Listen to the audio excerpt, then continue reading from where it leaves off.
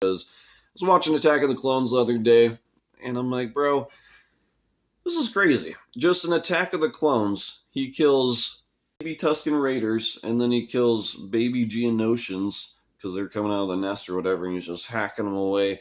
Which I get, he was trying to defend himself in that case, kind of, but they were like babies limping and shit.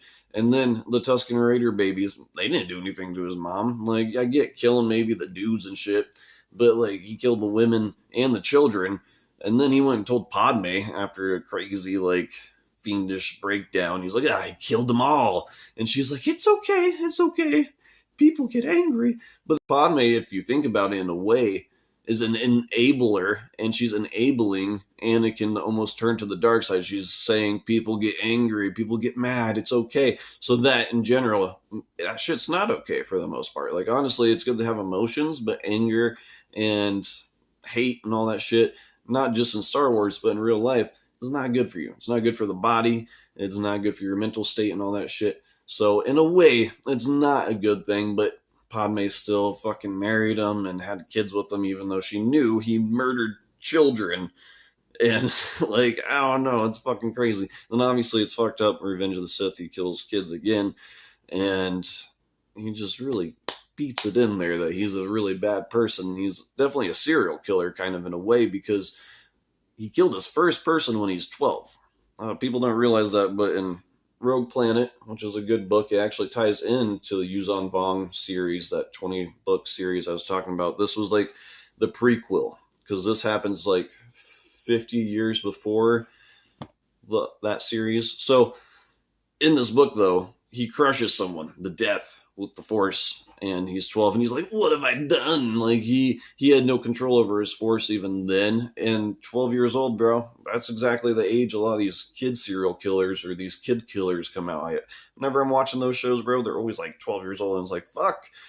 So, same with Anakin. He killed someone when he was 12. So that's right there, just to start. Because think of how many other Padawans were killing people at 12 years old. Like, probably not many. Maybe on a mission they absolutely, had to. But this dude, he did it through basically anger. And again, that's not a good sign as a kid that you're crushing people to death and not able to control yourself. So he already had this power. And it is interesting that, his mom didn't have a dude, so she got impregnated, kind of like, Mary with Jesus or whatever.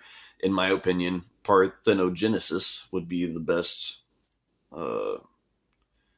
answer to how these beings like Anakin and Jesus came about without a dad.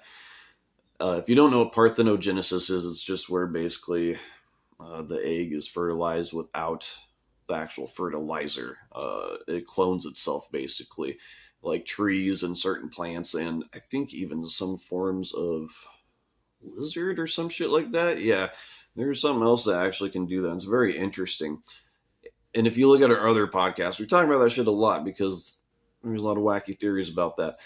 And I do think there's something to that. I think Sidious, I do believe in the theory that he created Anakin through the Force and got, his mom pregnant through just Force alchemy or whatever, because he himself wanted an apprentice, like a perfect, dark side person to fucking train in. So he created Anakin through the Force. And so, in a way, Anakin was the chosen one and was to bring the balance to the Force, because the light side, they had like 10,000 Jedi or whatever, and then there's one Sith. So 10,000 to 1, pretty uneven odds. So Sidious, wiped out the Jedi, got a new apprentice, and boom, things were equal, because then you just had Yoda, Obi-Wan, and now in these new additions, Ahsoka and some of these other Jedi.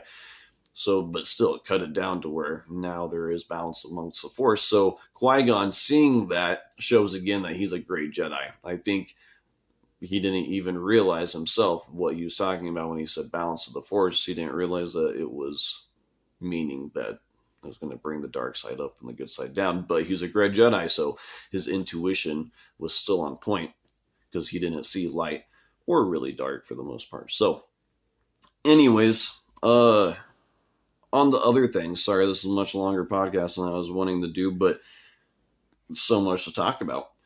Speaking of legends and stuff, this book, Commando, there's a few of them, few Commando books. I think that's what Bad Batch is based off of.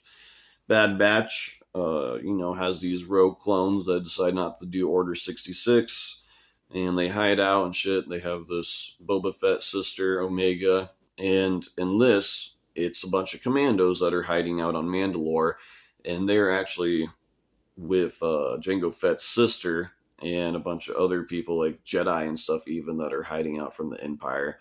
And it just seems like a lot of these characters are based off of this book and off the game. Commando the game, man, it's solid. I don't know if you guys have played it, if you're Star Wars fans, but it's A1, son. And there's a level called Ghost Ship. I don't know if other people have seen this or noticed it, but Ghost Ship is based off of the level or the episode on Bad Batch. Oh yeah, we were watching it last night. Metamorphosis, I think, is what the episode's called. It was about those Godzilla creatures that Sidious had cloned and stuff from the Clone Wars, and was transporting them, and they ate a bunch of dudes, and so now there's this ghost ship in space, just like on Commando. There's a ghost ship that they also fight on, and they fight very similar enemies. So they fight these robotic things on the game that suck in energy, and on Bad Batch they fight those little Godzilla creatures that suck in electricity and shit. So very similar. Like, I love that they based an episode off of an old level and stuff. Same with Scorch. They brought Scorch into it. He's from Commando, and he's also in a lot of these Commando books and stuff. So it's dope, man. I just love it. I love that, Disney, it's kind of fucked up some shit. They fucked up, Boba Fett and or Obi-Wan, but they're doing better with these other shows and sticking to kind of the books and stuff. What I'm really mad about on Obi-Wan is they even put out a fucking trailer for this too, and I don't know if they just backed out of it last minute, but it was supposed to be where Obi-Wan fights Darth Maul. When Darth Maul comes to fucking Tatooine to go get Luke, because he senses Luke through the Force or whatever, or if you watch Rebels, he saw him in the hologram, or holocron explosion, and so he went to Tatooine, because that was going to be his apprentice to take down Sidious and stuff. So Obi-Wan, encounters Darth Maul on Tatooine, and then they show down, and they finally, Obi-Wan and him fight, and, Darth Maul tries doing the move that he did on Qui-Gon, but Obi-Wan, he knows what's coming. He kills him. So that's what should have happened in the live action. It shouldn't have been the fucking Inquisitor. Like, that was so random, dude. Like, why do they have just this random chick who isn't even in Rebels or anything like that? She's just someone that Disney made up. When Disney makes up characters for Star Wars movies and stuff, it really bums me out. Like, it's just not sticking to the shit. And they're not that fun of characters usually when Disney makes them. So, yeah, I think they should have just stuck to the Darth Maul thing. And hope you guys learned something. Actually, real quick, before we completely end it, I just want to say I like that show Jedi Tales a lot, but it was sad. Yaddle, how she died and stuff, and I dug that they incorporated her in Dooku and Sidious's plot and stuff. But in the books, technically, she died because she held onto a grenade, saving Anakin on a mission, and she used a force bubble to basically save everyone else and blow herself up. So she died that way in between Phantom of the Menace and Clone Wars, or Attack of the Clone. And so they still did a good job, though, showing that she died in between Phantom of the Menace and Attack of the Clones in the show, Jedi Tales. And then I just liked everything else, showing how Dooku came about, and Qui-Gon when he was younger, and Ahsoka and her duel with the Inquisitor at the end. Like, that shit was dope. Like, it was a solid show. So, like I said, Disney, they're hit and miss, but they're pretty good lately with the animated shows and stuff like that. So, but that's